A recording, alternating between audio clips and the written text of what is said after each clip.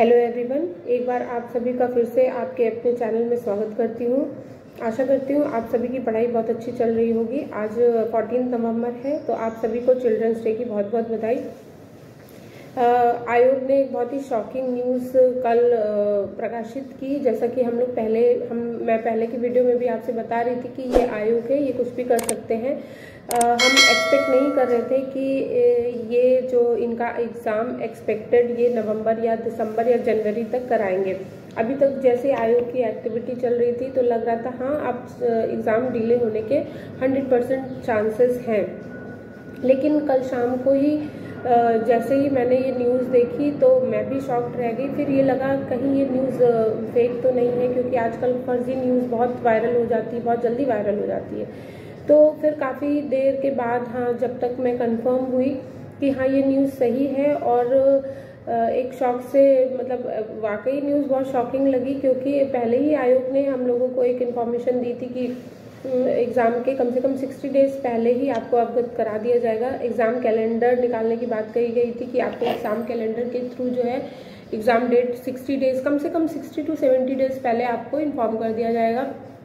अब ये अचानक से इनका जो है ये एग्ज़ाम डेट्स जो है दिसंबर जनवरी ये निकाला, सचमुच एस्पिरेंट के लिए बहुत शॉकिंग है। तो कुछ नहीं कर सकते हैं हम। पहले भी मैंने आपसे कहा था आयोग की जो भी एक्टिविटीज़ है हम वो अपने हिसाब से ही चलेंगे। हम उनकी किसी भी प्रकार के प्रोसेस में हम तो इंटरफेयर नहीं कर सकते, हम अपना ही पार्ट देख सकते हैं। तो जैसा कि अब ये लग रहा है जैसे एग्जामिनेशन सेंटर्स की डिमांड की गई है, लेटर के जरिए हमको पता चला है कि अब एग्जामिनेशन सेंटर्स अगर मिल गए तो मोस्ट एक्सपेक्टेड जनवरी फर्स्ट वीक में टीजीटी पीजीटी के एग्ज़ाम्स हो जाएंगे।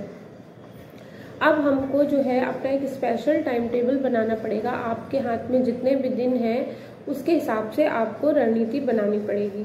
देखिए अभी तक आपने क्या पढ़ा है, कितना छूटा है, कितना रह गया है, इन सारी चीज़ों को ये सारे डेटास को कलेक्ट करिए, एक जगह लिखिए कि कौन कौन से पूरे सिलेबस को उठाइए और उसमें देखिए आपने कौन कौन से टॉपिक्स बहुत गहराई से पढ़े हैं, कौन कौन से टॉपिक्स आप एक दो बार पढ़ के छूट गए।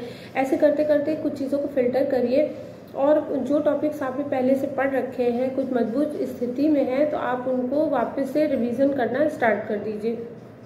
देखिए मैं स्ट्रैटेजी पे और टाइम टेबल पे लेकर एक वीडियो स्पेशली एक वीडियो बनाऊंगी, लेकिन अभी तक जहाँ चूँकि मैं भी सेम आपकी स्थिति में ही हूँ, मैं भी अभी तक डिलेमा से ही बाहर नहीं निकल पाई हूँ कि अब जो है इतना जल्दीबाजी में ये सब चीज़ें, लेकिन अल्टीमेटली करना तो है ही। हम इन चीज़ों को हम बदल भी नहीं सकते और मना भी नहीं कर सकते। हम ही जो है बहुत दिन से कंप्लेन कर रहे थे कि आयोग से डेट नहीं आ रही है, ये नहीं आ रहा है, लेकिन फिर भी एस्पिरेंट्स के लिए ये शॉकिंग ही है, क्योंकि हमने नहीं उम्मीद की थी कि ये बिना किसी इन्फॉर्मेशन के विदिन मंथ या 40 डेज़ के अंदर ही एग्ज़ाम करा लेंगे।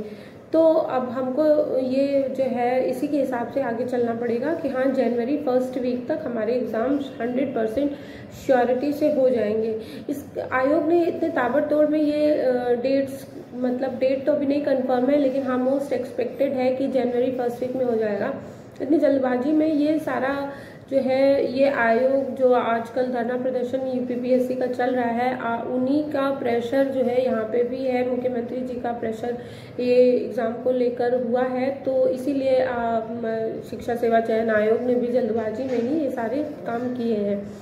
तो ठीक है, आप अपने आप को इवैल्यूएट करिए, आपकी अभी तक जितनी भी तैयारी है बस उसी को पकड़ के आगे चलिए। आप ये इस समय घबराने की बिल्कुल भी ज़रूरत नहीं है कि हम तो बिल्कुल रेडी नहीं थे और इतनी जल्दी कैसे। अगर आपकी बहुत मजबूत तैयारी नहीं भी है फिर भी आप काउंट कीजिए, आप दिनों को अपने हाथ में काउंट कीजिए कि आपके पास कितने दिन हैं। तो 40 डेज़ हैं आपके हाथ में, और अपना सिलेबस में एक साइड आप बॉटनी को रखिए, एक साइड आप जूलॉजी को रखिए, और इस तरह से आप सिलेबस को बहुत गहराई से देखिए और 100% तो पढ़ने का अब समय ही नहीं है। यहाँ तक मैं ये जानती हूँ कि 50% भी नहीं पढ़ पाएंगे। फिर भी हमको पूरे सिलेबस में अगर आप बहुत गहराई से देखेंगे, बहुत सारी चीज़ें ऐसी हैं, मतलब बहुत सारी चीज़ें आपने पढ़ी हुई भी होंगी, और बहुत कुछ ऐसा होता है कि जहाँ से आयोग की नज़र सबसे ज़्यादा रहती है। मेरा कहने का ये मतलब है, कुछ टॉपिक्स ऐसे होते हैं जो मोस्ट इम्पॉर्टेंट की कैटेगरी में आते हैं। तो ऐसे टॉपिक्स को फिल्टर करिए, प्रीवियस ईयर क्वेश्चंस देखिए, ऐसे टॉपिक्स को फिल्टर करिए, उठाइए किनारे, और मतलब लिस्ट के हिसाब से लिखिए, और उसमें 1 2 3 4 5 6 7 8 9 10 टॉपिक्स ऐसे लिखिए, और उसको 5-5 में डिवाइड करके आप पढ़ना स्टार्ट कर दीजिए। ऐसा करना इसलिए ज़रूरी है कि अगर आप यही सोचते रहेंगे कि ऐसा आयोग ने क्यों किया, इतनी जल्दी डेट कैसे आ गई, हो सकता है एग्ज़ाम कैंसिल हो जाए। तो कैंसिल होना तो वैसे भी वर्स्ट कंडीशन है, क्योंकि जिस चीज़ की हम मतलब वेट कर रहे थे 2.5-3 साल से, तो अब जब सामने आ गई तो अब किस बात का घबराना। ये चीज़ तो हम पहले से ही सोच रहे थे कि हाँ एग्ज़ाम हो जाए। बस ये एक अलग बात हुई कि एग्ज़ाम डेट्स जो है हमको अगर जनवरी में ही कराना था तो हमको कम से कम अक्टूबर में बता देना चाहिए था, लेकिन हमारा उस पर कोई जोर नहीं है, और ना ही हम इसके बारे में कुछ कर सकते हैं।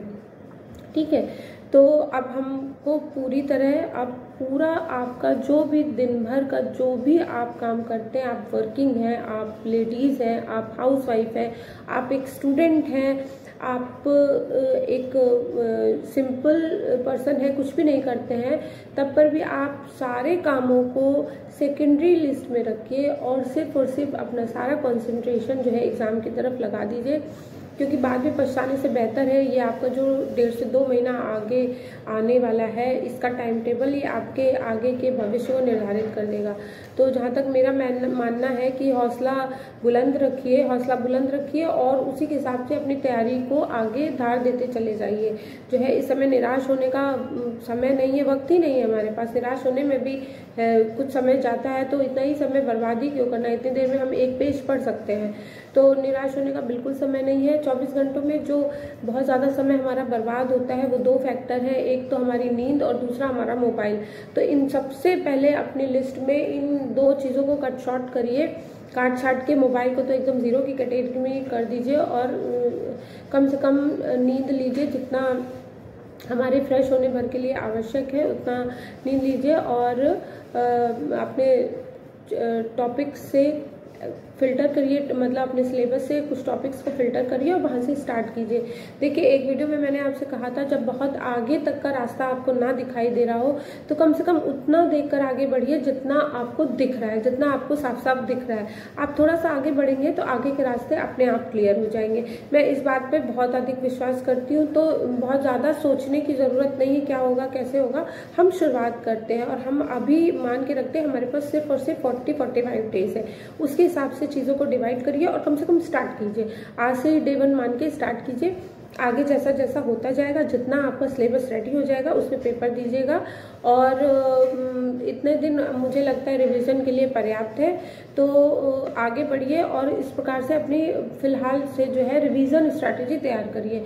मैं एक वीडियो स्पेशली आप सबके लिए टाइम टेबल और आगे की स्ट्रैटेजी को लेकर आऊँगी कि कौन से टॉपिक्स हमको प्रायोरिटी में पढ़ने हैं और कौन से टॉपिक्स हमें फ़िलहाल छोड़ देने की ज़रूरत है, क्योंकि बहुत सारे टॉपिक्स को अब आप एक साथ लेकर पढ़ भी नहीं सकते, और पढ़ भी लेंगे तो आप उनको रिटेन दिमाग में नहीं कर पाएंगे। तो कम पढ़िए और ऐसा सॉलिड पढ़िए कि एग्जामिनेशन हॉल में उनको आप रिकॉल कर पाएँ। तो आगे मुझे ये विश्वास है कि आप सब ने मेरे वीडियो आने से पहले ही अपनी स्ट्रैटेजी और ये सारी चीज़ें फाइनल कर ली होंगी और अपनी तैयारी स्टार्ट कर दी होगी। तो निराश बिल्कुल मत होइए, क्योंकि यही वो समय है जो आपके आगे सारे जीवन में आशा की रोशनी भर देने वाला है। तो मिलती हूँ आगे कुछ और इम्पॉर्टेंट वीडियो और कुछ बहुत ही इम्पॉर्टेंट बुक्स के साथ और अच्छी सी एक स्ट्रैटेजी के साथ, जिससे आपको जो है सफलता निश्चित और श्योर शॉट हो जाए। मिलती हूँ आपसे आगे आने वाली वीडियो में। मेरा ये वीडियो आपको अगर पसंद आया हो तो प्लीज़ अपने दोस्तों में शेयर कीजिए, चैनल को सब्सक्राइब कीजिए और अपने सभी दोस्तों के साथ शेयर कीजिए। मिलती हूँ आगे के वीडियो में, तब तक के लिए नमस्कार।